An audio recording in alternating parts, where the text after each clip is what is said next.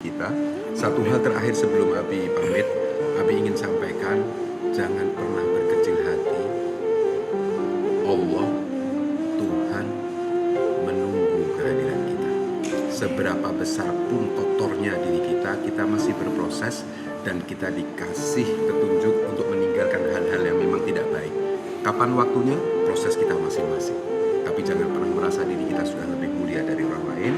Dan kita berharap kita sekarang kumpul tertawa bahagia seperti ini di sini, di tempat ini juga dengan 163.030 orang penonton dimanapun kalian berada.